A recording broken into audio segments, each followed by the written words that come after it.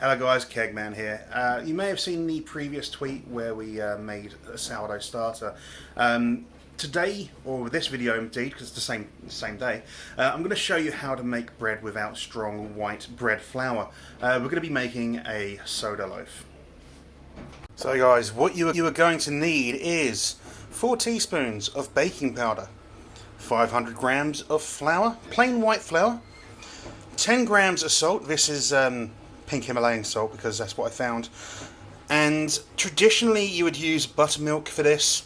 You can use milk, you can use water, or you can use a thin yogurt. I'm going to be using a combination of yogurt and milk.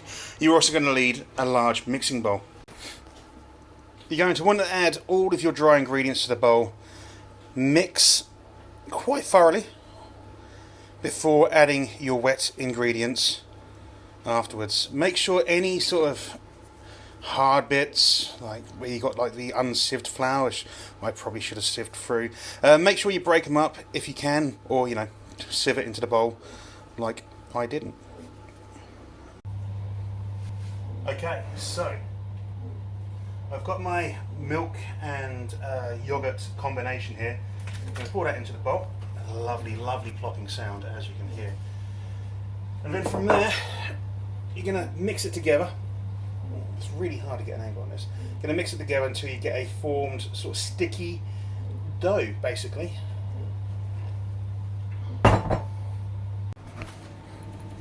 Okay, so, oh Christ, I'm all over the show here, look, wow.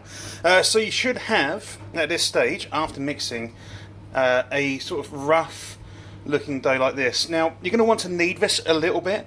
It's going to be really hard to do this and hold this.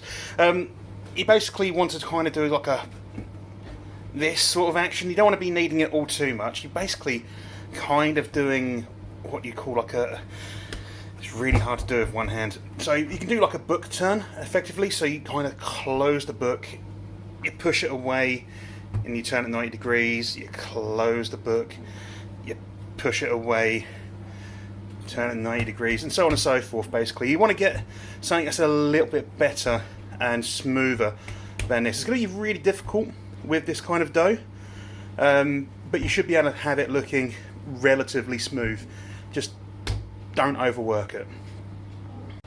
So after a short bit of kneading, you should end up having a dough that looks a bit smoother, a bit like this. It's a bit more sort of not so firm anymore. It actually feels like a dough.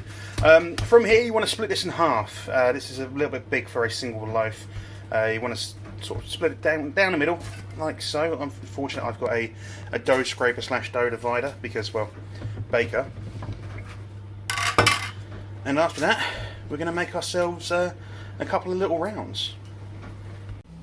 Okay, so to turn this into a round, you're going to use your hands and basically move in this action. So you want to cup underneath, like so, in order to get a roughly round shape, like so. You have a small seam there. You can, if you wanted to, get that so it's completely gone. But you don't really need to, because what we're going to do, you want some flour? I'm using a little bit of oat here actually, as opposed to anything else. And you're basically going to flatten into this. This is to give the dough a topping, like so. It doesn't have to be particularly even. You just want to get it to be fairly even and round with some dough on the top. After that, a crust to help it when it rises in the oven, and away we go. So, once you've done that, your next step is to stick it in the oven. It needs to be at 200 degrees C. Should have told you at the start. You need to preheat your oven first to 200 degrees centigrade. It's going to take between 20 to 25 minutes. You basically want to pull it out when it's started to kind of expand and explode and it's starting to get a bit of colour to it.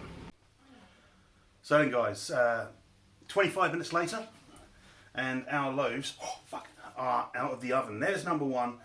Like I say, they don't rise too much, purely because of the nature of the fact it has no actual yeast in there.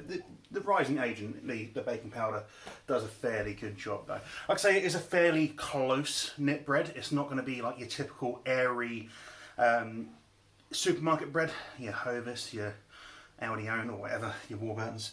It will take about 10-15 minutes to cool down before you want to start maybe cutting into it and eating it. You want to have thin slices, but 10-15 minutes is enough time to have a nice cold beer. Hopefully you found this useful, and I'll see you when I see you. Take care.